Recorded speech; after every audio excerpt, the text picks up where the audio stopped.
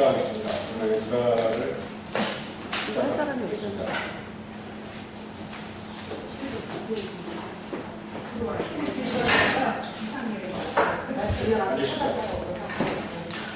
오늘부터는 포로 귀환기의 책을 봅니다. 포로 귀환기.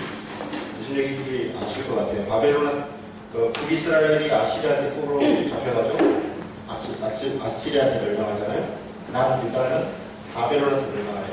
같은 나라죠.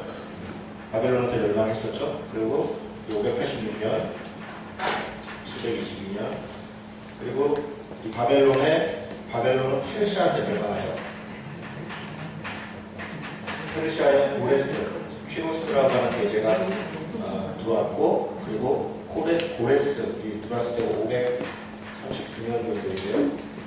539년에 들어와서 538년 정도에 칙령을 내려요. 칙령이라는 명령 거죠. 왕의 명령을 내린 거예요. 왕의 명령을 내려서 명령의 내용은 뭐냐? 이 아시리아, 바벨론, 페르시아가 이스라엘만 정복하고 이렇게 데려온 게 아니죠. 우리 제국이라는 것은 수많은 나라들을 무너뜨린다고. 몇십 개의 나라들을 무너뜨렸고, 그 나라를 무너뜨릴 때마다 포로를 잡아보게. 그리고 때로는 보내서 혼혈을 시키기도 하고, 그리고 그때 여러 민족들을 여기서 다 자기 민족으로 다 돌려보내는 거예요. 자기 민족으로 돌려보내서 탕평칙을 쓰는 거죠. 탕평칙을. 실제로 그때 당시에 발견된 여러 가지 고고학 자료들을 보면 아랍 민족도 돌려보내고 이런 블레셋 민족들도 돌려보내고 이런 돌려보낸 민족들이 많이 있습니다. 이스라엘만 그런 게 아니에요. 그랬을 때 고레스 칙령에 의해서 1차 포로 귀환이 일어나요. 포로가 귀환한 거죠. 그때 포로 귀환했을 때 지도자들을 우리가 대표적으로 두 사람을 얘기합니다. 한 명은 총독 술바벨, 그 다음에 제사장 여호수아라고 하는 제사장. 이 두 사람이 돌아왔습니다. 연도로 얘기하면 538년 정도 되겠죠? 538년 이 정도일 것 같습니다. 538년에 칙령이 나서 준비하고 가고 그랬으니까 537년.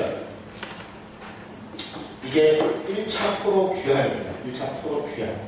그리고 나서 약 79년, 80년 정도 후에 497년인가요? 497년? 458년? 숫자를 공부 못하는 거 아니죠? 숫자를 못 되고요. 458년에 2차 포로 귀환이 있습니다. 약 한 79년, 80년 정도 된 거죠. 약 80년 후에 그때 2차 포로 귀환을 한 사람이 에스라입니다. 에스라가 또 일단의 무리를 데리고 돌아옵니다. 그리고 3차 포로 귀환이 444년, 약 한 10몇 년 후에 대표가 느헤미야. 이렇게 3차에 걸쳐서 포로들이 돌아오는 것. 처음에 돌아왔을 수르바벨과 여호수아는 와서 이들의 사명이 뭐냐면 성전을 건축하는 겁니다.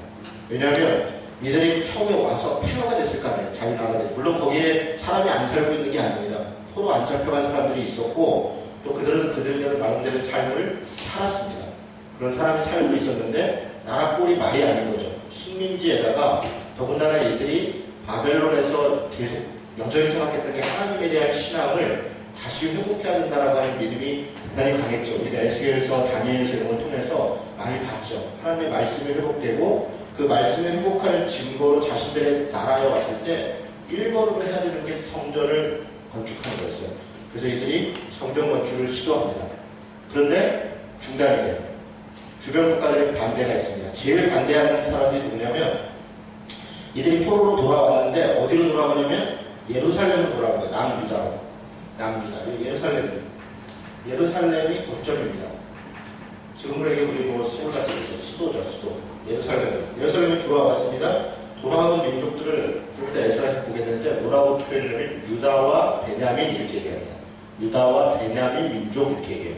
그러니까 베냐민이라고 하는 것은 사실 의미가 별로 없고요. 유다라는 거예요. 유다 한 민족이 돌아왔다 이렇게 표현합니다. 사실은 12지파가 있었는데 이 70년 세월이 지나가면서 또 먼저 망했죠. 722년 망했고 남았고 그리고 그 후에 70년 지났고 이러면서 12지파는 의미가 없어진 겁니다. 그래서 그 지파들은 사라졌습니다. 근데 이들이 와서 나라를 건설하는데 여기다 건설하는 거예요. 왜냐면 여기는 이미 남이 나라예요. 남이 땅. 사마리아라고 하는 다른, 물론 같은 민족이지만 이미 혼혈이 돼서 자기 민족을 이루고 있는, 국가를 이루고 있는 그런 나라가 있는 겁니다. 그런데 이들이 돌아온 사람들이 성전을 건축하고 한다니까 우리도 하나님을 믿는 자들이다. 같이 하자. 이렇게 제안을 합니다. 거절을 합니다.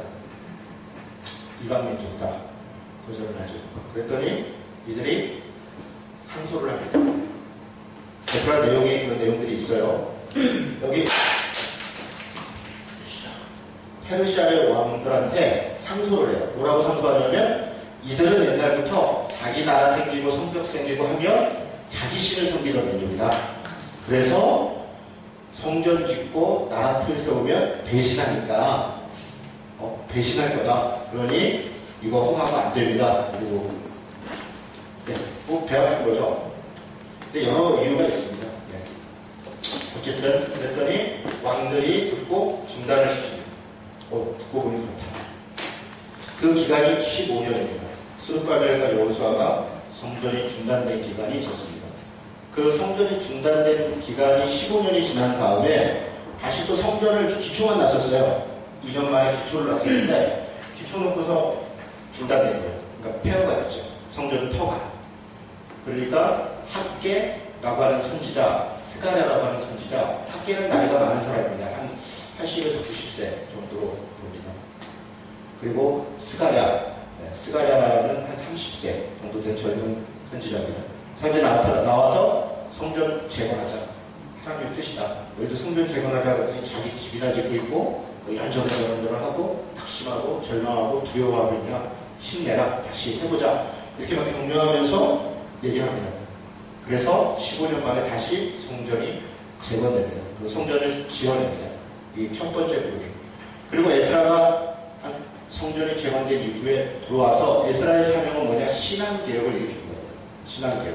성전은 지어져 있는데 하나님의 말씀이 제대로 작동할 수 있도록 말씀을 가르치고 또 잘못되어 있는 혼합주의로 되어 있고 혹은 이원론으로 타락해 있는 그런 신앙에 대개 그 원인이 지도자입니다. 지도자. 제사장이고 방백들이고 그런 지도자들이 이방 여인들과 결혼하고 또 혼합주의를 하고 이런 것들을 단호하게 배격하고 그게 에스라의 기록이고요. 그게 에스라서까지 기록되어 있는 거고요. 그 다음에 니헤미야는 그렇게 에스라가 와서 뭔가 일을 하는데 외부의 침입들이 이들이 가만히 있지는 않은 거죠. 이들뿐 아니라 요단강 건너편에 있는 모압과 암몬과 모압과 이런 사람들이 불안하죠. 이쪽에 블레셋이나 그런 사람들도 위에 아람이나 여기 에돔이나 그렇죠. 이 나라가 수면은 자기한테 좋을 게 하나도 없죠. 그러니까 계속 방해하고 공격하고 그래서 뭐 이렇게 얼기설기 만들어놨던 어떤 성벽 같은 게 무너지는 흩어져요. 그래서 그런 어려움이 닥칩니다. 니헤미야가 페르시아의 왕의 측근으로 있다가 그 얘기를 듣습니다.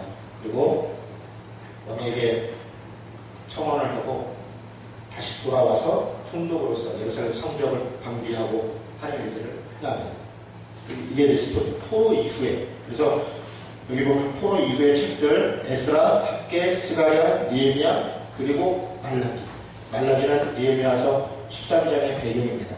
그렇게 니헤미야가 에스라가 신앙개혁과 정치적 개혁을 했음에도 불구하고 여전히 다시 타락하고 혼합주의로 또 혹은 이원론으로 그렇게 빠져나가는 그런 신앙에 대해서 하나님이 손을 놓는 그리고 이제 암흑기로 가는 거죠. 신구약의 암흑기로 가고 그리고 이제 복음서로 넘어가고 이렇게 진행이 되는 겁니다. 이해가 되셨죠? 네.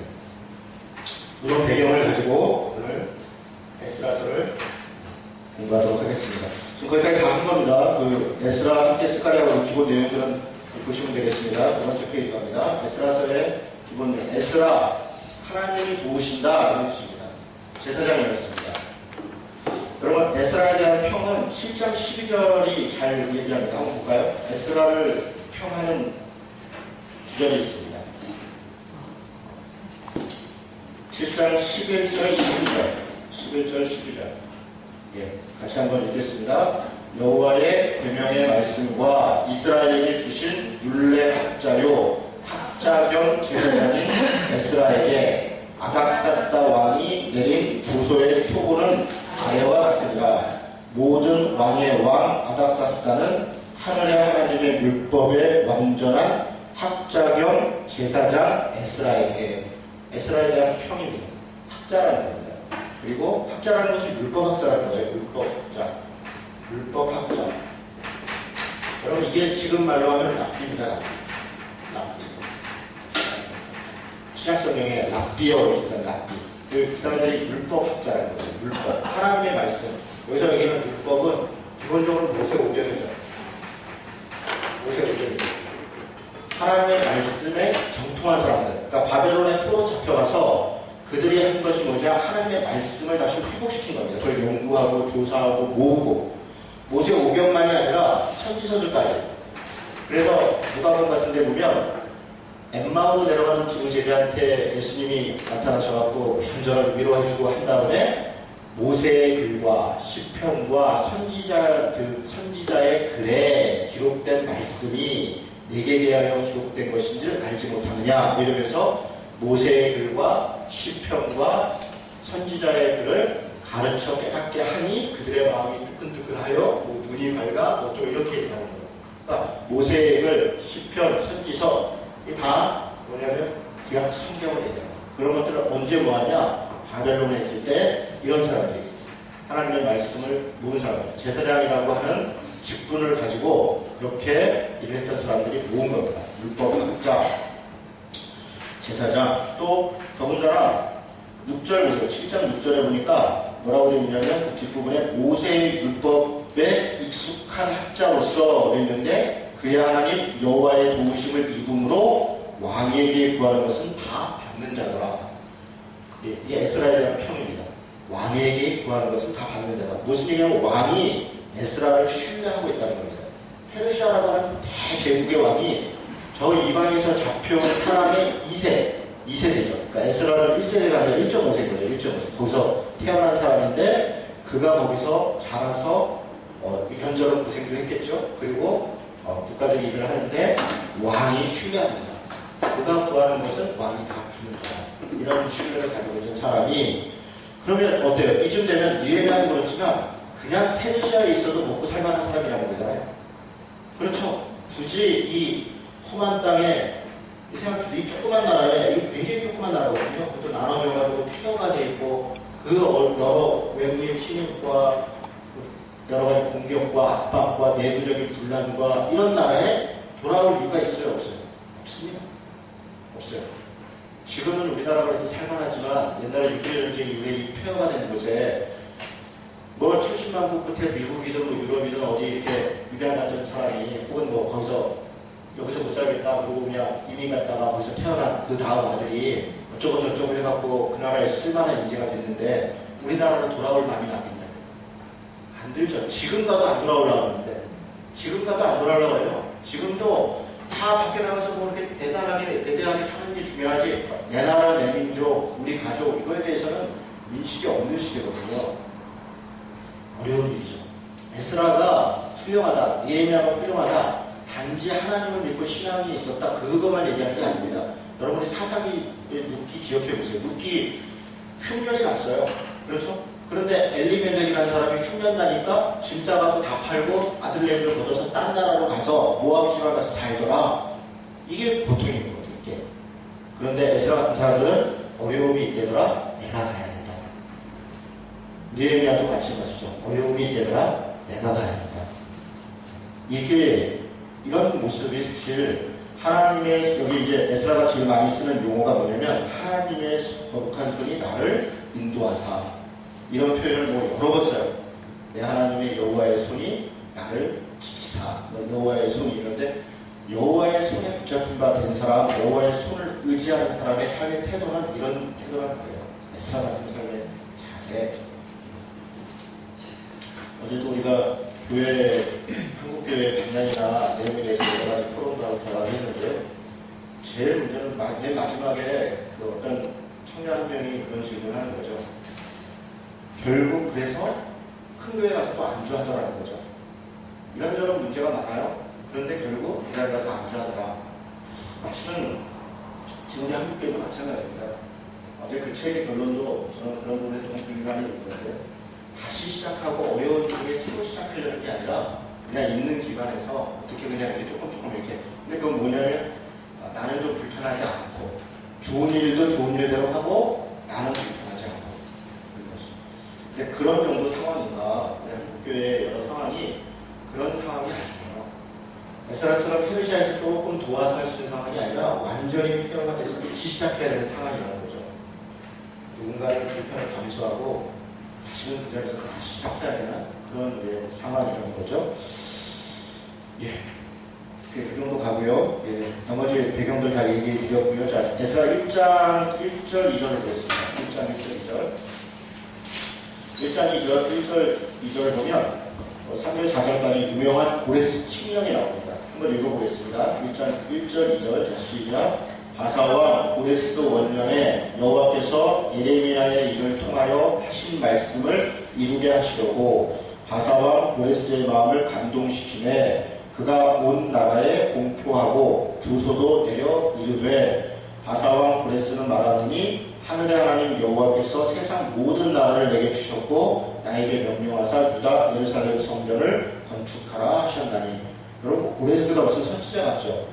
네. 이 이방 왕인데 그래서 실제로 열왕기서나 역대기인데 보면요 고레스를 기름 부음 받은 적이 있거든요.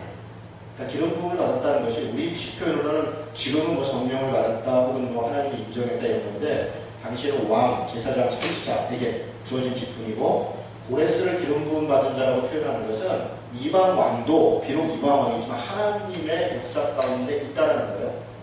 이방 왕은 이방 신이 세운 게 아니고 이방 왕은 하나님과 관계없는 사람이 아니라 이방 왕도 서로 역사의 주관을 하나님이 하시고 있다라고 하는 것을 이야기하는 거죠. 자, 이 에스라 1장 1절을 이대로 두고요. 역대하 36장 22, 23절을 보세요.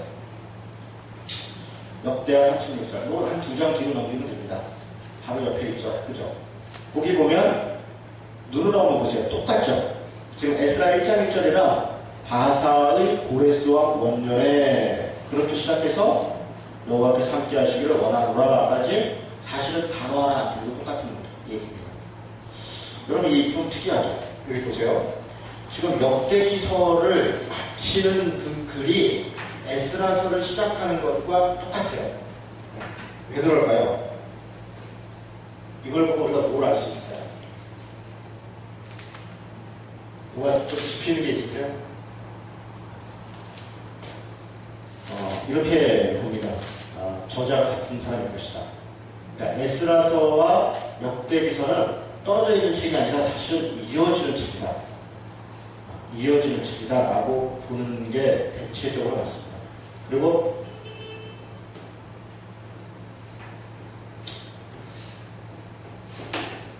여기 보세요. 자, 에스라하고 느헤미야는 원래는 같은 책이에요. 하나의 책입니다. 하나로 되어 있어요. 한 권. 하나의 두루마리. 두루마리죠, 두루마리. 하나의 두루마리입니다. 이거를 두 개로 나눈 것은 오래되지 않았습니다. 그래서 이 사본들에 보면 에스라 1서, 에스라 2서, 느헤미야는 에스라 2서라고 합니다. 그리고 한 1400년 정도 그 어간에 이걸 두 개로 나뉘어집니다. 뭐 여러 과정들이 있어요. 그런데 왜 나눴냐면 저자가 다른 것으로 보입니다. 저자가. 에스라서에서는 나로 이렇게 표현하는데 1인칭으로 자신을 표현하는 숫자 이후에 그건 에스라인 것으로 보여요. 그 글의 저자가 에스라인 것으로 보입니다. 나로 내가 이렇게 얘기합니다. 느헤미야도 나로 내가 이런 표현을 하는데 그거는 느헤미야예요. 그래서 이게 이 두 개가 저자가 다른 것 같다. 그러나 내용은 연속성이 있다. 그래서 그렇게 구분을 합니다. 그리고 역대기는 열왕기서하고 역대기의 차이를 제가 예전에 한번 말씀을 드렸었죠. 열왕기는 쉽게 얘기하면 야사입니다. 야사. 이거는 정사예요. 정사라고 그러면 누구의 정사냐면 유대인들의 정사입니다. 유대인들의. 이들이 포로로 돌아왔어요. 여기서부터 정사가 시작되는 겁니다. 그 전의 역사가 아니라 돌아온 사람들이 와서 자기 나라를 건설하고 회복하는 데 있어서 자기 역사를 다시 기록하는 거예요. 과거부터. 그런데 여기를 고려하겠어요? 안 하겠어요? 안 하는 거죠. 여기는 이방민족이 된 것이죠. 그러니까 남유다라고 하는 이 나라의 혈통과 이것이 어떻게 되는가, 그리고 언제로 회복돼야 되냐? 남유다의 대표적인 위대한 왕 다윗 시대, 솔로몬 시대. 이것도 지금은 옛날에 여기까지, 단에서 보여서 유프라테스가 여기서부터 여기까지, 애굽 시대까지 이 다윗 땅이었고, 여기서부터 여기까지 다윗 땅이었다. 여기까지. 이걸 다 회복하는 게 자신들의 영토적 회복이고, 정치적 회복은 다윗이 했던 것처럼 성전 중심적이고, 중앙 성전 중심적이고, 그리고 여러 체계들을 통해서 지파별로 이렇게 단일화하는 그런 형식의 국가를 지향하죠. 그것을 기록한 게 역대기입니다. 그래서 하나님으로부터 시작한다 쭉 해서 남유다와 이스라엘에서 갈라진 다음에 르호보암으로 해서 유대의 왕들을 쭉 기록을 해요. 그리고 이어지는 게 에스라로 되어집니다. 열왕기서는 그렇지 않죠? 열왕기서는 북이스라엘에 대해서 쭉 이야기하고 북이스라엘이 멸망한 시점부터 남유다 이야기를 쭉 해서 남유다의 멸망까지 기록을 하죠. 이런 차이가 있습니다. 열왕기서와 역대기서의 차이가. 그래서 역대기에서는 나쁜 얘기는 거의 없습니다. 역사는 정권을 잡은 사람만이 되는 거죠. 앞으로 우리나라 역사가 많이 달라질 것 같죠? 지난 10년, 15년 동안 우리나라 역사가, 우리 아이가 와서 그런 얘기를 해요. 아빠, 5.16이 혁명이지? 5.16이 누가 그러냐? 세계사님 선생님이 그 선생님이 누구시냐고. 5.16은 군사쿠데타야. 내가 군사쿠데타다. 그거는 군인들이 정당한 권한이 없이 나라를 뺏은 것이고, 그 이후에 국민들이 그걸 지지하긴 했어도 그 자체는 군사쿠데타다. 5.18을 무슨 뭐라고 얘기해? 5.18 폭동이라고 우리 애가 그러는 거예요. 그래갖고 이게 무슨 소리냐 해서 그날 26년이라는 영화를 다운받아가지고 같이 봤어요. 예선이가 그래요, 목사님? 예선이. 아니요, 우리 아이들. 그러니까 역사에 대해서 정확하게 인식을 못하는 거예요. 지금 이런 일이 벌어지고 재해석하는 것이죠. 역사는 가진 사람의, 그러니까 이게 정사라는 거예요. 역대기서에는 그래서 어떻게 되어 있습니까? 솔로몬의 잘못에 대해서는 하나도 기록 안 되어 있어요. 우리 다윗도 인간적인 모습이지만 하나님의 은혜로 그가 했다. 이런 얘기할 때 우리가 바세바를 보냈고 이런저런 아들들의 스토퍼가 있고 이런 얘기 하잖아요. 역대기 그런 거 하나도 없습니다. 만약에 역대기서만 보면 다윗은 정말 흠이 없는 사람이에요. 흠이 없는 사람입니다. 솔로몬은 어떻습니까? 솔로몬의 흠도 없습니다. 역대기서 그런 기록이 없어요. 그래서 하나님이 열왕기서를 성경에, 이게 하나님이시죠. 하나님은 인간의 어떠함, 그것이 여러분 공도 있고 과도 있죠. 그 뒤에 하나님이 계시다는 것들을 잘 보도록, 그래서 무엇이 옳은가, 옳은 일을 하도록 하는 것이 하나님입니다. 과도 하나님이 허용해서 이렇게 가는 게 아닙니다. 그 과는 인간의 죄라는 거예요. 인간의 실수이고 잘못이고, 그거는 돌이켜야 되는 것입니다. 그것을 하나님이 허용했기 때문에 우리도 이렇게 성경의 기록은 그렇게 되어 있는 게 아닙니다. 그래서 인간들의 기록이지만 하나님은 성경을 66권을 만들죠. 전체적으로 보면 하나님을 믿고 순종하고 옳은 것을 옳은 일로 행하도록 하고, 그러나 때때로 인간들이 실수할 때 돌이키도록 하고 회개하도록 하고, 때로는 필요하면 심판도 하고 저주도 하고 징계도 있고, 그것이 하나님의 공평한 역사인 것입니다. 여러분, 앞으로 모르겠어요. 이제 어제 박근혜 대통령께서 취임을 했는데 저는 잘 되기를 기도하고 있고요. 제가 취임식에 누가 아는 후배가 국회의원이라 저한테 거기를 참여를 하라고 했어요. 거절을 했습니다.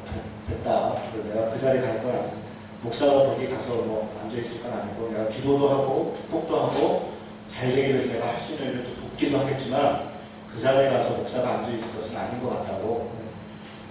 우리 집 애들한테 그 얘기를 했어요. 아빠 왜 안 갔어? 그래서 목사가 갈 자리는 아닌 것 같아요. 너네들은 기회가 되면 가라. 아빠가 갈 자리는 아닌 것 같아요. 저는 잘 되기를 바랍니다. 역사로 왜곡시켜서는 안 됩니다. 역사는 중요한 것이에요. 중요한 것입니다. 그리고 그것은 불편해도 정확하게 기록하고 그것을 통해서 배워야 미래가 다르게 보는 것입니다. 과거를 미화시키려고 해서 미래를 망가뜨려서야 되겠습니까? 역사의 소중함은 바로 그런 것입니다. 그래서 우리가 성경을 읽을 때도 우리가 왜 불편하지만 성경을 있는 그대로 자꾸 보려고 하고 성경에 기록된 것들을 우리가 가슴 깊이 이해하려고 하려면 과거의 어떤 것이 아니라 앞으로 내 삶의 모습이 달라져야 되기 때문에 그런 것입니다. 합리화하려고 하지 말고 말씀이 내게 지적하는 것들, 내가 달라져야 될 것들을 피해적으로 받아들이고 그렇게 받아들이는 자세가 좀 좋은 자세다. 그렇게 생각합니다. 자, 그런 정도 이야기를 하고요. 자, 1장 1절을 얘기하다가 지금 1, 2절 얘기하다가 그랬습니다. 지금 에스라서의 배경을 말씀드리는 겁니다. 이런 배경 때문에 그래서 그럼 저자가 누군가도 뭐냐? 대체로 에스라로 보는 겁니다. 역대기도 그렇고 에스라서도 그렇고 에스라로 보는 거고 에스라가 아주 꼼꼼해요. 뭐 하나하나 이렇게 사람 이름까지 다 기록하고 역대기서도 그렇고 그런 역사적 학자로서의 어떤 자세가 있습니다.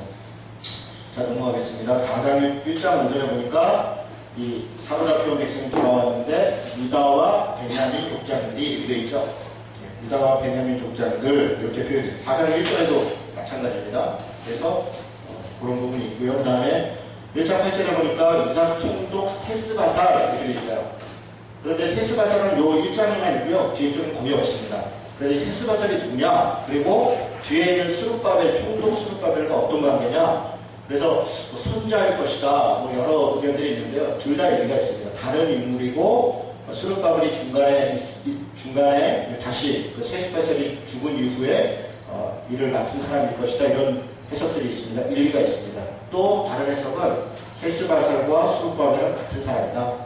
세스바살은 바벨론식 이름 표현이고 스룹바벨은 이 유대식 이름 표현이다. 저는 후자가 좀 맞지 않을까 생각하는데요. 뭐 꼭 틀리게 이야기를 한다고 해서 다른 건 아닙니다. 어쨌든 뭐 그런 정도 이야기하고요. 1차 포로 교환의 인구가 2장 64절부터 기록되어 있습니다. 64절, 67절에 보니까 온 회중의 합계가 42,360명이요. 1차 포로 교환한 사람들은 아주 꼼꼼하게 기록해놨어요. 이건 역사적 가치를 위해서 기록한 겁니다. 2차 포로 교환, 3차 포로도 마찬가지입니다. 에스라의 이 기록 방식이 아주 꼼꼼합니다. 노빌이 있었고요. 노래하는 자들도 있었습니다. 특이한 사람이 있어요. 43절에 느드님이라는 사람이 있습니다. 느드님. 43절에 보세요. 느드님 사람들은, 여러분 이 느드님의 사람들이 뭘까요? 이 사람들 뒤에도 나옵니다. 8장 20절 한번 보세요. 8장 20절. 8장 20절은 에스라가 귀환하면서 느드님 사람들을 일부러 이렇게 데리고 와요.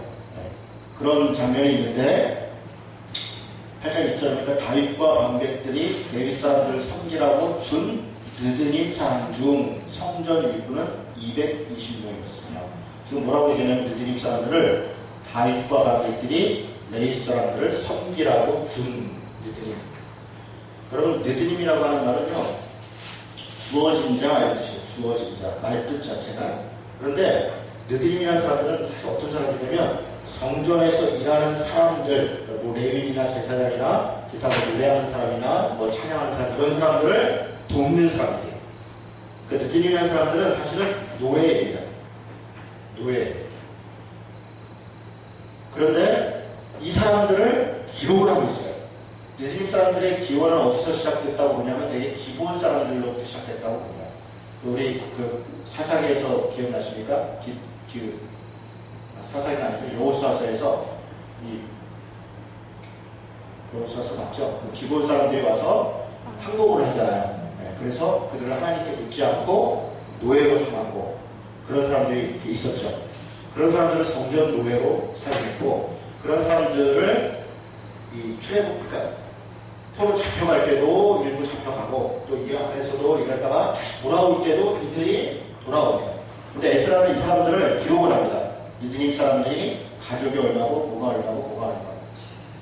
제가 이 말씀을 드리는 이유는 이렇게 하찮은 것으로 보이는 어떤 직책, 직분인 사람들도 에스라가 사람이 귀하게 여겼고 이들도 돌아올 때 또 기꺼이 돌아와서 자기 좋은 일들을 하고 그래서 역사 속에 기록이 되는 것입니다. 그러니까 느드림 사람들을 이렇게 잘 연구해 보면요 재미있는 장면들이 많습니다. 역대상 9장 2절에 보니까 돌아오는데 느드림 사람들의 표현이 있는데요. 교회는 뭐 교회뿐 아니라 어디든지 늘 귀하고 좋은 일을 하는 사람들이 있는 게 아닙니다. 누군가는 허드렛 일을 하고 누군가는 불편한 일을 하고 누군가는 좀 하찮아 보이는 일을 하는 사람들이 있는 겁니다. 그러면 그런 사람은 그런 일만 하고 고귀한 사람은 고귀한 일만 하냐? 그런 게 아닙니다. 누구라도 그 일을 하면 되는 겁니다. 그러니까 자기 스스로를 나는 목사고 나는 장로고 나는 집사고 나는 어른이고 나는 뭐 가르치는 누구고 내가 사회에서 뭐고 그렇게 해서 허드렛 일은 누가 내가 아닌 다른 사람들이 하는 거다 생각하면 착각입니다. 성전 안에는 그런 사람들이 나옵니다. 특히 신약은 더하죠. 지금 우리가 모두가 다 제사장인데 누구는 뭐만 하고 누구는 뭐만 하고 그럴 수 있겠습니다. 할 수 있는 내가 하는 겁니다. 할 수 있는 사람들. 그래서 저는 느드림이라는 단어가 참 주는 우리에게 주는 교훈이 있다고 생각합니다. 제가 일부러 말씀을 드립니다. 기회가 되시면 한번 찾아보시면 여러 가지 교훈이 있을 겁니다. 자, 넘어가겠습니다. 1차, 2차, 3차 프로그램에 가 있었고요. 그다음 3장으로 가겠습니다. 3장. 3장에 보니까 3장 8절에 2년 둘째 달에 그래서 예루살렘에 있는 하나님의 성전에 이른 지 2년 둘째 달에 스알갈의 아들 수룹바벨과 요시다의 아들 예수아는 여호수아의 다른 이름입니다. 예수와 여호수아 같은 말이에요. 사실은 다른 형제 제사장들과 레위 사람들과 무릇 사로잡혔다가 예루살렘에 돌아온 자들이 공사를 시작하고 그렇죠? 무슨 공사를 시작한 겁니까? 성전 공사를 시작한 거죠. 20세 이상의 레위 사람들을 세워 여호와의 성전 공사를 감독하게 하면 원래 레위 사람들은 30살 이상부터 일하고요. 25살부터 준비하는데 20살부터 했다고 했어요. 왜 그랬을까요? 적었기 때문에 숫자가 적으니까 한 겁니다. 그래서 성전 건축이 시작이 됐습니다. 가장 4절에 보니 3장 11절에 보니까 11절부터 보니까 뭐가 있냐면 여호와의 성전 기초가 놓임을 보고 여호와를 찬송하며 큰 소리로 즐거이 부르며 그러니까 이 성전 놓여지는데 불과 얼마 안 걸린 것 같아요. 그 말은 무슨 얘기냐면 1년도 안 걸린 것 같아요. 무슨 얘기냐면 초라했다고 공사 기간이 짧았다는 거죠. 그리고 그 성전 건축이 놓인 걸 보고 어떤 사람들은 막 즐거워하고 기뻐하고 회복들 얘기했는데 12절이에요. 12절 같이 한번 읽겠습니다. 있습니다. 제사장들과 레위 사람들과 나이 많은 족장들은 첫 성전을 보았으므로 이제 이 성전의 기초가 놓임을 보고 대성통곡하였으나 여러 사람은 기쁨으로 크게 함성을 지르니 처음 본 사람들은 기뻐하고 또 물론 나이 든 분들도 옛날 예루살렘을 본 사람들도 기쁘지 않은 건 아니죠. 기뻐했죠. 그런데 슬퍼하면서 초라한 걸 보고 또 슬퍼하고 이런 마음이 있었습니다. 근데 이런 슬퍼하는 마음이 결국은 성전을 중단하게 하는데 또 작용합니다. 서로 유대죠.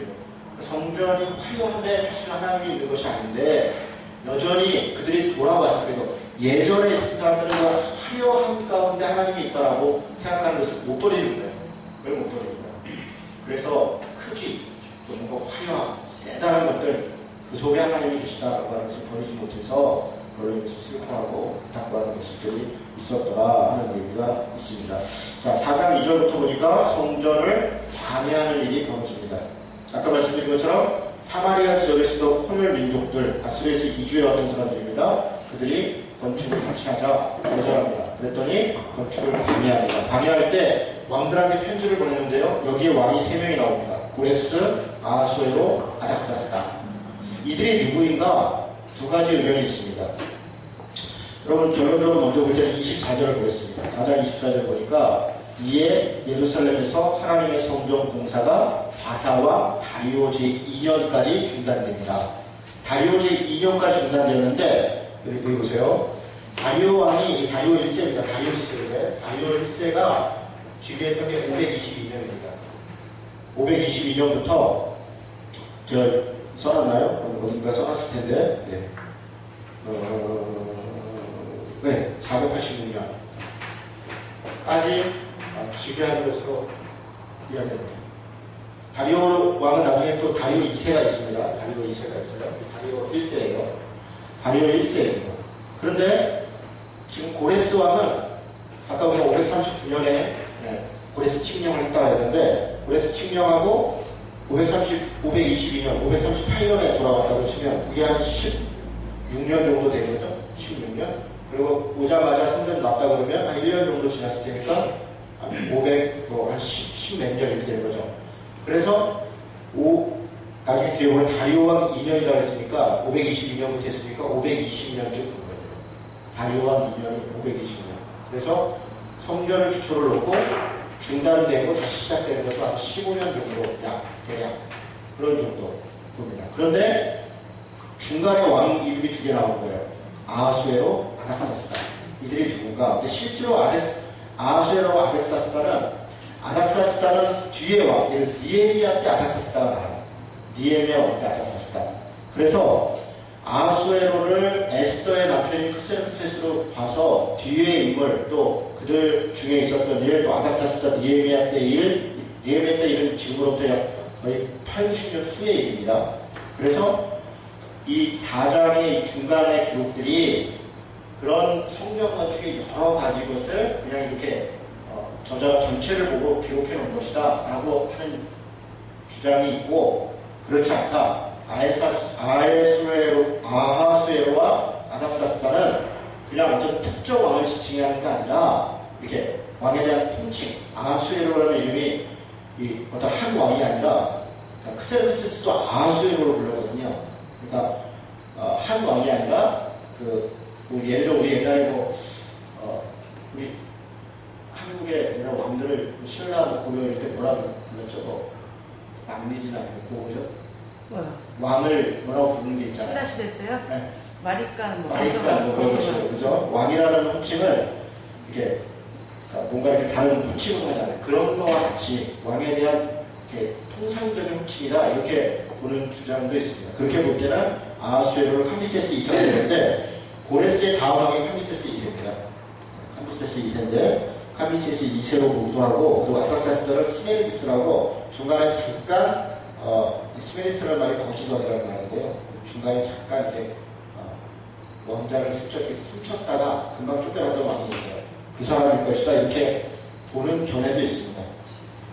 제가 이렇게 그냥 간단하게 말씀을 드리고 지나가겠습니다. 이것은 어쨌든 이 사장의 핵심은 주변 국가들이 페르시아의 왕들에게 지금 상소를 올려서 이 유다 민족들은 성벽 짓고 성전 짓고 그러면 배신할 거니까 그거 중단시켜달라. 그리고 그게 통했다. 그래서 15년 동안 성전 건축이 중단되었다라고 하는 이야기입니다.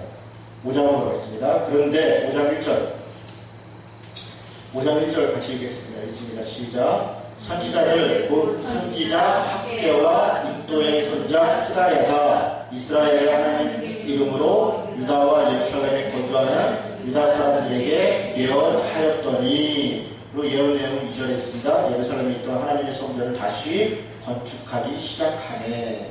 그래서 이런 것들을 이렇게 체크를 해놓을 필요가 있어요. 왜냐하면 학개 스가랴서가 있다는 걸 알잖아요. 학개 스가랴서가 이 중간에 있었구나. 이렇게 눈치챌 수 있죠, 그죠?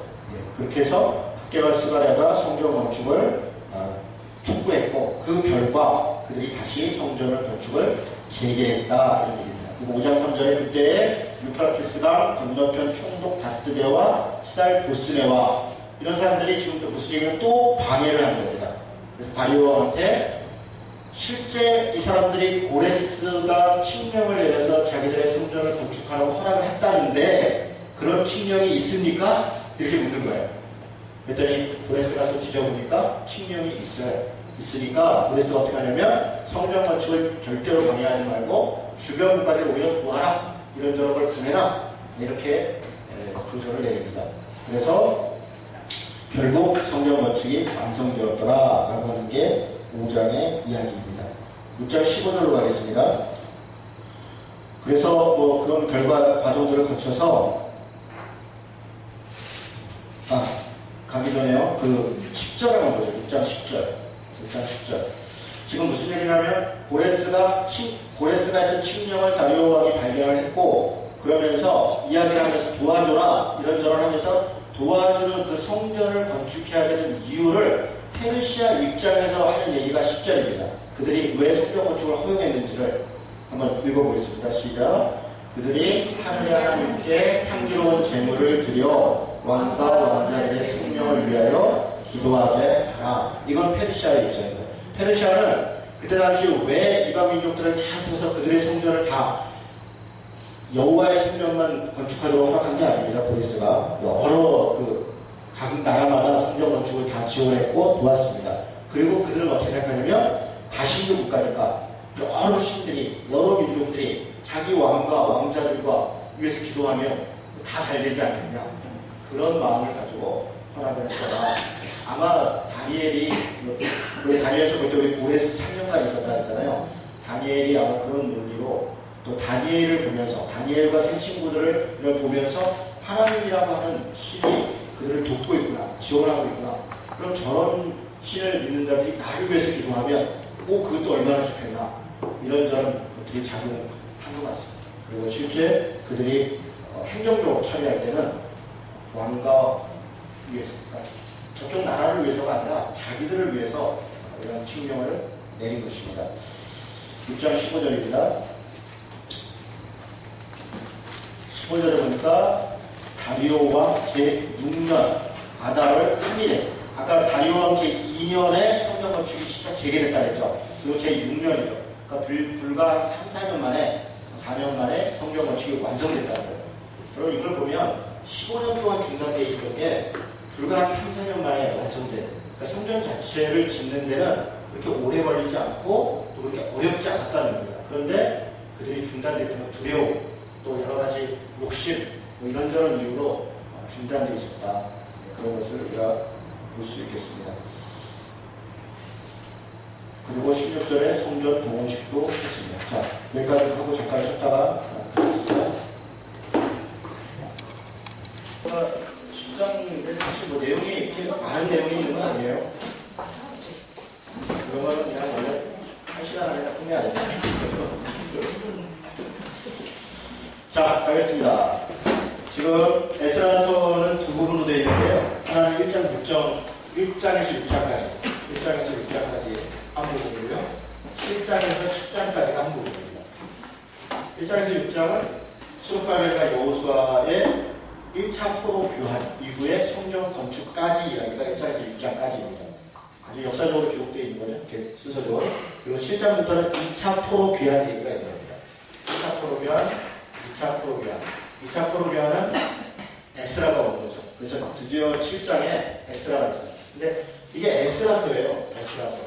그러니까 에스라 얘기는 요만큼밖에 없는데 앞에 분량으로도 앞에 더 많은데 이걸 에스라서라고 하는 것은 전체적으로 다 에스라가 기록한 것으로 보이고 그리고 실제로 앞에 성전을 건축한 것도 중요하지만 건축한 이후에 이 신앙개혁하는 이것이 니에미아로 이어져서 실제 하나님이 무엇을 원하는가 어떻게 우리가 살기를 바라시는가 라고 하는 것들을 기록한 것들 이 뒷부분에 있는 겁니다. 자, 7장 1절에 보니까 바사와 아다사스다가 왕위에 있을 때에 에스라라는 자가 있으니라. 아다사스다는 465에서 424 아다사스다 이 느헤미야도 이 사람 때 온 겁니다. 아다사스다 465에서 424죠.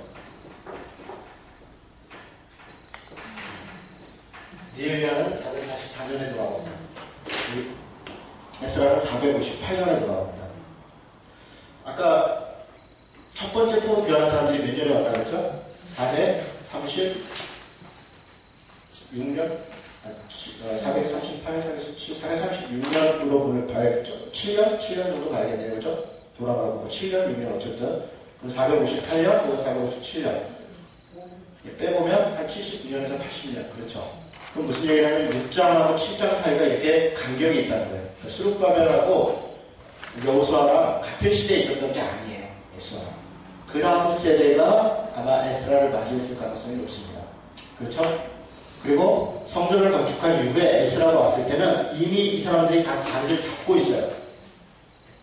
성전을 건축하고 한 세대, 벌써 한 80년이면 두 세대입니다. 당시 한 세대를 40년 줬거든요. 길게 봐야 50년인데 두 세대가 지나간 거예요. 그리고 나서 에스라가 왔어요. 그러니까 에스라는 와서 그래서 자기를 아주 길게 설명합니다. 왜냐면 이미 자리를 잡고 제사장이고 뭐 국가지도자고 이렇게 쫙 있는데 페르시아에서 일단은 우리가 다시 온 거예요. 그런데 자신을 뭐라고 소개하냐? 2절에 보니까 사독의 5대 소묘 이렇게 얘기해요. 사독의. 사독은 사독 제사장을 얘기합니다. 자기가 사독 대제사장의 5대 손이다. 그리고 5절에 보니까 엘라사, 그러니까 이 대제사장 아론의 16대 손이다. 무슨 얘기입니까? 내가 뼈대 있는 집안의 자손이다. 그리고 자기를 소개하면서 6절에 보니까 뭐 누구다 이렇게 쭉 소개하는 게 약간 자기 권위를 세웁니다. 왜 그러겠습니까? 자신이 와서 신앙개혁하고 뭔가 역할이 있어서 그 마음을 가지고 온 거예요. 그런데 이미 자리를 잡고 있는 사람들이 텃세 부리는 거예요, 사실. 우리도 이런 거 있죠. 그래서 여러분, 이 원래 교회는 후임 목사 오면 힘든 겁니다. 저처럼 개척한 사람은 좀 쉬운 거예요. 우리 교회가 이제 한 세대 지나가잖아요. 장로님 여러분 계시고, 또 어쨌든 우리가 뭐 이런저런 토론도 하고 내용도 만들고 위해서 교회 틀을 만들 거 아니에요. 그런데 이제 누군가 이제 뚜커리 오면 당신이 놀란다고, 당신이 놀란다고. 그러니까 그런 게 어려운 거예요. 서로 이렇게 잘 협력하고 다시 시작하는 마음으로 대화하고 해야 되는데 그게 잘 안 되죠. 에스라는 이제 그런 일이 어떻게 자기가 누군지를 좀 소개하는 거죠. 어쨌든 아까 말씀드린 것처럼 에스라가 학자이고 왕의 신을 받은 사람이고 율법 학자이고 제사장이고 이런 분이 왔습니다. 그리고 9절에 보니까 첫째 달 초하루에 바벨론에서 길을 떠났는데 하나님의 선한 손에 도우심을 입어. 여러분 이런 표현이 이 에스라의 독특한 표현이에요. 6절에도 있죠. 여호와의 도우심을 입어. 그의 하나님 여호와의 도우심을 입어. 하나님의 선하신 도우심을 입어. 이런 표현이 여러 군데 나옵니다. 여러 군데. 이게 에스라의 신앙의 자세입니다. 하나님의 손. 하나님의 손이라고 하는 것은 능력을 얘기해요. 권능. 하나님의 권능과 능력이 자신을 도왔고 자기를 붙잡았고 나를 도우셔서 내가 이것을 왔다. 이런 얘기를 하는 건 대단히 좋은 자세이죠. 그리고 다섯째 달에 왔다. 그럼 무슨 얘기입니까? 이거 바벨론에서 출발해서 유다에 도착했을 때가 몇 개월 걸렸다는 거야. 몇 개월 걸렸다는 겁니까? 자, 지금 제가 설명을 잘못했나요? 다시 9절에 몇 개월 걸렸다는 거예요? 첫째 달에 출발해서 5월 달에 왔으니까, 그쵸? 길게 보면 5개월, 4개월 걸리거든요. 4개월, 그죠? 이런 정도. 그러니까 걸어서 4개월 길이라는 거예요. 그 페르시아에서 유다까지 걸어서 4개월 길이다. 뭐 그냥 걸어서만 온 게 아니라 뭐 무슨 나무도 있고 뭐도 있었겠죠? 그러니까 굉장히 먼 거리예요. 4개월 동안. 물론 동행하는 인구가 있었다고 해도 그게 짧은 거리가 아닙니다. 자, 나머지는 지나가겠습니다. 7장 20절에 보니까 내 하나님 성전에 쓸 것이 있어서 내가 드리고자 하거든 무엇이든지 궁중창고에서 내다가 드릴지니라. 왕이 에스라에게 굉장히 선대합니다. 필요한 것들 다 가져가라. 이런 정도로 얘기하고요. 그리고 에스라의 권한을 왕이 좀 임명해서 가는 거예요. 에스라는. 그래서 대단히 권한이 있는 겁니다. 그러니까 아까 자기를 쭉 설명을 했는데 사실은 설명하지 않아도 니에미아도 마찬가지지만 총독같이 왕이 임명해서 권한을 갖고 온 거예요. 그런데 왜 자기가 사독의 멧돼지이고 아론의 멧돼지로 얘기를 하냐면 내가 그렇게 페르시아에 있는 사람이 내가 사실 같은 민족의 사람이다. 내가 하나님을 섬기는 사람이고 그런 제사장의 가문 가운데 있으니까 나를 믿어달라 라고 하는 그런 이야기를 하는 거죠. 25절에 보니까 에스라야 너는 내 손에 있는 내 하나님의 지혜를 따라 내 하나님 율법을 아는 자를 법관과 재판관을 삼아 강 건너편 모든 백성을 재판하게 하고 그중 알지 못하는 자는 너희가 가르치라. 지금 에스라에게 왕이 권한을 준 거예요. 재판관을 임명할 수 있고 또 법관을 임명할 수 있고 가르칠 수 있고 이런 권한을 줍니다. 그리고 무릇 내 하나님 명령과 왕의 명령을 준행하지 아니하는 자는 속히 그 죄를 정하여 혹 죽이거나 귀양을 보내거나 가사를 몰수하거나 옥에 가둘지니라. 막강한 권한이죠. 에스라에게 이런 권한이 있는 겁니다. 오래 가두거나 죽이거나 귀한 거나 왕과 같은 그런 권한을 가진 거예요. 그러니까 에스라는 제사장이면서 총독 같은 권한을 가지고 있는 사람입니다. 자, 그 뒤로 계속 가보겠습니다. 28절에도 여호와의 내 하나님 여호와의 손이 내 위에 있습니다. 앞에도 뭐 여러 이야기들이 있었고요. 8장에도 그런 얘기들이 자주 나옵니다. 8장 21절을 보니까 지금 아하와 강가에서 이들이 출발하기 전에 금식을 했더라. 아하와 강가는 지금 이 바벨론에 있는 강가입니다. 아직 그러니까 이 페르시아에 출발하기 전인데 그때 내가 아하와 강가에서 금식을 선포하고 우리 하나님 앞에서 스스로 경비하여 우리와 우리 어린아이와 모든 소유를 위하여 평탄한 길을 그에게 간구하였으니 그리고 이는 우리가 전에 왕에게 이르기를 우리 하나님의 손은 자기를 찾는 모든 자에게 선을 베푸시고 자기를 배반하는 모든 자에게는 권능과 진노를 내리신다 하였으므로 그래서 적군을 막고 우리를 도울 보병과 마병을 왕에게 구하기를 부끄러워하였습니다. 이게 무슨 얘기입니까? 왕이 성전을 회복하고 뭐 할 그 재물도 물론 줬는데 그걸 잘 받았어요. 그런데 가는 길에 도울 수 있는 보병을 군사까지 보내겠다는 거예요. 그런데 에스라는 그걸 거절합니다. 왕이 나를 보호하는 게 아니라 우리를 보호하는 게 하나님이 나를 지키실 것이다. 우리를 인도하실 것이다. 라고 하는 그 믿음을 가지고 실제로 그걸 위해서 금식하고 실제로 그렇게 했더라. 그리고 31절에 보니까 첫째 달 12일에 우리가 아와 강가를 떠나서 예루살렘으로 갈 때 우리 하나님의 손이 우리를 도우사 대적과 길에 매복한 자의 손에서 건지시자. 하나님이 그렇게 이끌어서 왔더라. 그렇게 고백합니다. 자, 이렇게 잘 도착을 했는데 9장부터 도착해서 에스라의 일은 쉽지 않았습니다. 왜냐하면 엄청난 부패와 타락이에요. 그들이 성전을 건축했어요. 첫 번째 온 사람들이. 그리고 80년이 지났는데 불과 80년 지나는 동안에 이미 다 타락해서 하나님에 대한 신앙과 이런 것들을 다 잃어버렸다. 이게 끔찍한 일이죠. 느헤미야도 마찬가지인 거죠. 그러니까 이게 우리의 모습의 반복이죠. 그런데 그 죄악이 어떤 거냐? 9장 1절부터 보니까 2일 후에 방백들이 내게와 이르되 이스라엘 백성과 제사장들과 레위 사람들이 이 땅 백성들에게 떠나지 아니하고 어쩌고저쩌고 한 일을 가증하게 하는데 가증한 내용이 뭐냐? 이전에 그들의 딸을 맞이하여 아내와 며느리로 삼아 거룩한 자손이 그 지방 사람들과 서로 섞이게 하는데 방백들과 보관들이 이 죄에 더욱 으뜸이 되었더라. 누가 으뜸이 되었다고요? 방백과 보관들. 지도자라고 하는 사람들이 더 앞장서서 했다. 그러니까 백성들은 뭐 당연한 거죠. 사실 죄를 죄로 인식하지 않는 거죠. 지도자들이 그렇게 하니 뭐 우리도 당연히. 그리고 이미 7, 80년 세월이 지나면서 어쩌면 그것은 죄로 인정이 되지도 않았을 거예요. 그들 안에 새로운 법률같이 당연한 것으로 인식됐을 것입니다. 내가 이를 듣고 속옷과 겉옷을 찢고 머리털과 수염을 뜯으며 기가 막혀 앉으니 이게 에스라의 반응이에요. 에스라가 자신을 버릇하고 듣고 얼마나 원통하고 얼마나 화가 났으면 그렇게 합니다.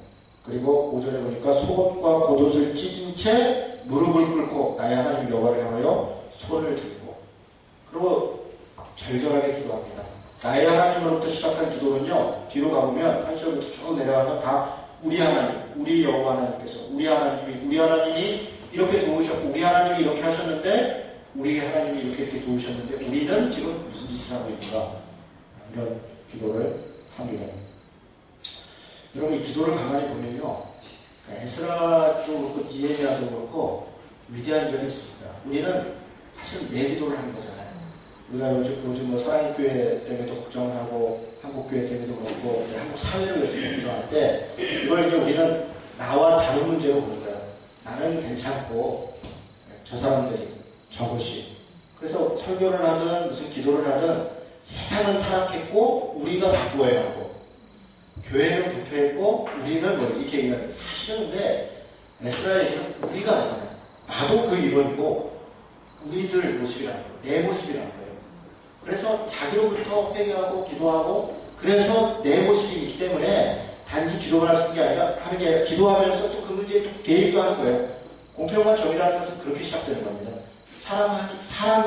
사랑과 함께 가는 거죠. 사랑하는 것은 그냥 나만 사랑하고 그냥 나만 잘하고 사랑하는 것이 아니에요. 사랑은 정의와 함께 하는 것이고 정의는 사랑으로 나타나는 것이죠. 그래서 자기 회개, 우리의 회개는 우리의 회복으로 가는 거죠. 에스라가 지금 이 기도 내용이나 느헤미야도 마찬가지예요. 기도 내용 가만히 보면 정말 절실하게 자기의 기도로 받아들이고 있습니다. 그렇기 때문에 하나님이 그들을 사용하시는 것이고 그들이 개혁을 위해서 하는 과격한 행동들이 있어요. 뒤에 보면은 뭐 결혼한 사람들을 강제로 이혼시키기도 하고 니에베 같은 사람은 막 뭐 권한을 행사해서 여기 보세요. 에스라가 감옥 보낼 사람은 감옥 보내고 죽일 사람은 죽이고 귀양 보낼 사람은 귀양 보내서 권한을 가지고 있잖아요. 그런 권한들을 행사합니다. 근데 그런 것을 행사할 때 그 심정은 저들은 악한 사람이고 우리는 좋은 사람이니까 당연한 벌을 받는다 이런 자세가 아니라 우리 죄야. 우리가 살기 위해서 정말 그들에게 회개를 촉구하면서 그럼에도 불구하고 회개하지 않을 때는 정당한 번짐을 행하는 그런 자세인 거죠. 에스라나 느헤미야가 했던 이런 죄악들은 그들이 가지고 있는 권한에 비하면 사실 작은 거였습니다. 최소한의 형벌을 가해요. 최소한의 형벌. 10절에 보니까 그래서 에스라가 하나님의 성전 앞에 엎드려 울며 기도하여 죄를 자복할 때 많은 백성이 크게 통곡하며 이스라엘 중에서 백성의 남녀와 어린아이의 큰 무리가 그 앞에 모인지라. 에스라가 통곡하고 기도하고 할 때 백성들도 다 모이기 시작합니다. 그리고 4절에 이는 당신이 주장할 일이니 일어나소서 우리가 도리니 힘써 행하소서. 즉 이들도 에스라가 가지고 있는 권한과 그가 가지고 있는 역할을 알고 있는 거예요. 그래서 울고 있고 답답하면 당신이 해야 우리가 돕겠다. 우리가 함께 하겠다. 그런 이야기를 합니다. 에스라가 일어납니다. 그리고 제사장들과 레위 사람들과 온 이스라엘에게 이말절을 행하기를 맹세하게 하되 우리가 맹세하는지라. 이에 에스라가 하나님의 성전 앞에서 일어나 엘리야십의 아들 요하난의 방으로 들어가니라. 그가 들어가서 사로잡혔던 자들의 죄를 근심하여 음식도 먹지 아니하며 물도 마시지 아니하더니 유다와 예루살렘으로 사로잡혔던 자들의 자손들에게 공포하기를 너희는 예루살렘으로 모이라. 모입니다. 모였더니 9절에 보니까 유다와 베냐민 모든 사람이 3일 내에 예루살렘에 모이니 때는 9째 달 20일이라. 우리가 하나님의 성전 앞 광장에 앉아서 이 일과 큰 밑변에 떨고 있었더라. 이 일과 큰 밑변, 비가 또 많이 났나 봐요. 그래서 사람들이 또 비 때문에 위임도 하고 그런 일들이 있습니다. 그리고 나서 15절에 오직 아사. 그런데 이렇게 다들 두려워하고 떨고 다들 이렇게 걱정하고 우리가 회개하고 돌이켜야 된다라고 하는데 15절이 뜻밖의 사람들이 나타나요. 한번 읽어보겠습니다.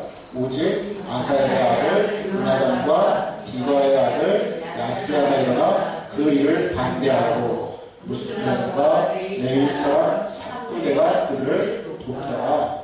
반대하는 사람들은 여전히 있는 것입니다. 여전히 있지요. 여러 이유가 있었겠죠. 그러나 그것을 반대한다고 해서 하나님의 일을 해가는 것을 안 할 수는 없습니다. 여러분 뭔가 이렇게 하나님의 일을 옳다 생각하는 일을 하다가 반대 받아보신 적 있으세요? 그게 생각처럼 이렇게 그냥 반대하다가 이들이 아마 어떻게 반대했을지 제가 느낌이 옵니다. 집요하게 반대하네요. 각종 이론과 때로는 회유와 폭력과 여러 가지 이런 것들이 있는 거죠. 이스라엘로 느헤미야도 몇 번의 암살 위기를 넘어가는 거 아닙니까? 하나님의 일을 한다는 것이 그냥 단지 기도만 하고 하나님이 하시는 것을 우리는 구경만 하는 그런 일이 아니에요.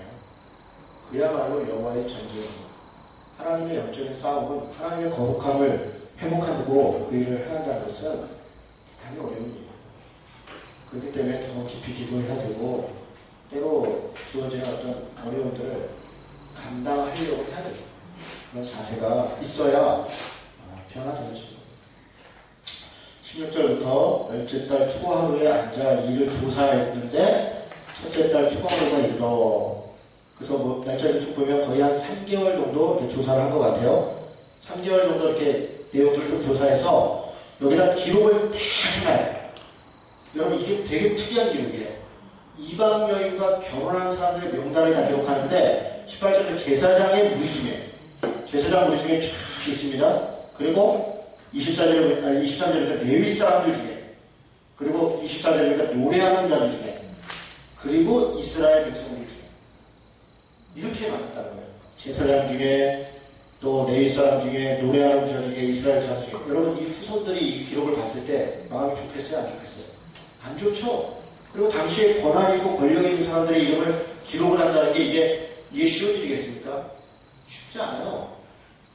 누구 비판할 때 왜 실명으로 하냐 그냥 이렇게 두리뭉실하게 얘기를 하지. 그럼 꼭 그렇게 까칠하게 그렇게 얘기해드리면 제가 지난주에 설교하다가 그 한참 고민을 했어요. 목하는 목사님, 오종현 목사님 이걸 그냥 어째 녹음도 하고 공개적으로 올리니까 저 설교는 그냥 옹 목사님과 뭐 후임 목사와 후임 목사에게 이렇게 그냥 말을 할까. 그러다가 그냥 그렇게 하냐. 어차피 다 알려진 거. 뭐 다 얘기하자. 어차피 뭐 실명으로 얘기하고 실명으로 다 하고. 제가 잘했다는 게 아니고요. 그 정도로 좀 억울하다는 생각해요. 그 정도. 여기는 착하죠. 사람들은 착해요. 그래서 가급적이면 좋게 풀어보려고 그러고 봐주려고 그러고 도와주려고 해요. 나쁜 사람들은 근데 너무 나빠요. 그 사람들의 착한 마음까지도 이용해요. 그래서 저들은 어쨌든 나를 도와줘야 하는데 그 마음까지 이용해서 자신을 모면하려고 하고 더 악하게 공격합니다. 저는 그래서 좀 덜 착해져요. 독하게 해야 돼요. 나쁜 사람들한테는 나쁘게 돼야 돼요. 그래서 단호해야 돼요. 제가 몇 번 그런 일이 있었어요. 이 마음이 이렇게 약해가지고 진짜 내쫓아야 되는데 그 사람도 가족이 있고 애도 있고 그다음 공부하는 것도 있고 또 잘못했다 그러지 않냐 그런 일이. 그러고 나서 또 그때는 또 잘하는 것 같아요. 이렇게 붙이면서. 그리고 그냥 내가 더 너무 독하게 하는 것 같다 그래서 그냥 또 참고. 그리고 한 1년 지나고 나면 그 사람이 또 얼마나 많은 사람들을 괴롭히는지 몰라요. 언제 그랬냐는 거지. 그래서 저는 그런 걸 몇 번 겪으면서 오히려 제 안에 죄책감이 생겨요. 제가 그때 단호하게 그 사람 그런 부분에서 정리하게 했다면 지금 저 사람들은 고생하지 않을 텐데 이런 마음도 솔직히 들어요. 그런 일을 몇 번 겪으면서 요즘은 조금 더 마음이 그러면 안 되겠죠. 그러니까 그렇습니다. 근데 에스라의 이 태도는 굉장히 비장합니다. 국가를 세우는 데 있어서 기틀을 세우고 새로운 나라를 다시 건설한다고 생각할 때 불의한 것에 대해서 정확하게 정리하는 겁니다. 제사장, 레위인, 뭐 누구 할 것 없이 분명하게 44절에 보니까 이상은 모든 이방 여인을 아내로 맞이한 자 그 중에는 자녀를 낳은 여인도 있었다. 결혼해서 자녀를 낳았는데도 이게 에스라서의 마지막에 그래갖고 뭐 하나님이 무슨 회복했더라 은혜를 주셨더라 뭐 그런 거 딱 끝이에요. 얼마나 단호합니까? 이 에스라서의 끝이 어떻게 보면 굉장히 비장합니다. 죄목 참 정리하고 그랬더라. 에스라가 보통 인물이 아니시죠? 나중에 이제 다음 주에 느헤미야서를 볼 텐데요. 느헤미야서 가기 전에 학개스가를 먼저 가야겠군요. 그죠? 학개스가를 볼 텐데 나중에 느헤미야서를 보면 에스라가 느헤미야와 함께 신앙 계획을 계속 이렇게 나갑니다. 근데 에스라가 그 느헤미야도 마찬가지지만 보통 인물이 아닙니다. 정확하게 하나님의 말씀에 대해서 분명하게 인식하고 있고 그 일을 아주 분명하게 역할을 해나갑니다.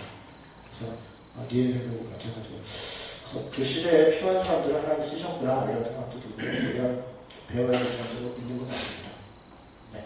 오늘 강의 정도 하고요. 수시죠.